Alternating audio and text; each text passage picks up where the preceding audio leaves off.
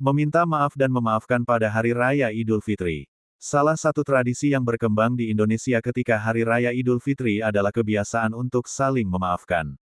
Saling memaafkan memang hal yang penting untuk dilakukan, baik itu saat di Hari Raya Idul Fitri maupun bukan.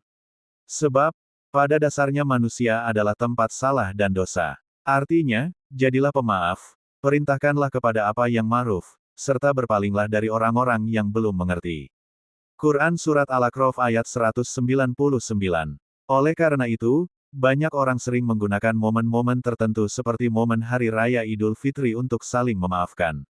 Tentu saja, untuk saling memaafkan memang tidak perlu menunggu momen Idul Fitri. Kita bisa meminta maaf dan memaafkan kapan saja, bahkan segera setelah kita membuat kesalahan.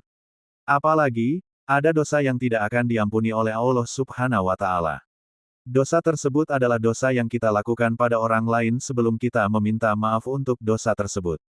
Meminta maaf dan memaafkan sangat dianjurkan dalam ajaran agama Islam. Rasulullah Shallallahu Alaihi Wasallam bersabda, barang siapa ada padanya perbuatan zalim kepada saudaranya menyangkut kehormatan atau apapun, maka hendaklah ia segera meminta kehalalan atas perbuatan zalim yang dia lakukan hari itu juga sebelum tidak ada dinar dan tidak ada dirham, yaitu pada hari kiamat di mana harta benda tidak ada gunanya. Jika ada baginya amal saleh maka diambillah pahalanya sesuai dengan kadar kezalimannya. Jika sudah tidak ada amal-amal kebaikan, maka diambillah dari dosa-dosanya orang-orang yang dizalimi. Lalu dosa itu dibebankan kepadanya. Hadis riwayat Bukhari dan Tirmidzi. Dari serangkaian penjelasan ini dapat disimpulkan bahwa saling memaafkan merupakan hal yang sangat dianjurkan dalam ajaran agama Islam, terlepas itu dilakukan di momen Hari Raya Idul Fitri maupun tidak.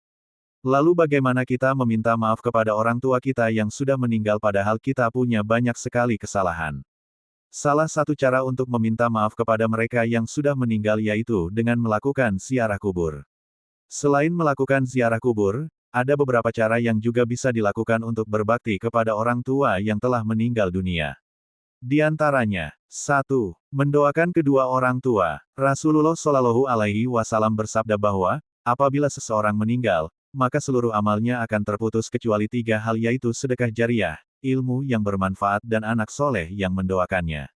Hadis riwayat Muslim dan An-Nasai. 2. Menyambung silaturahmi terhadap karib kerabat orang tua.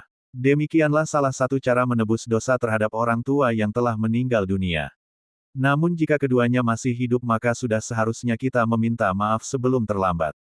Sebab ridho orang tua adalah ridho Allah Subhanahu wa Ta'ala.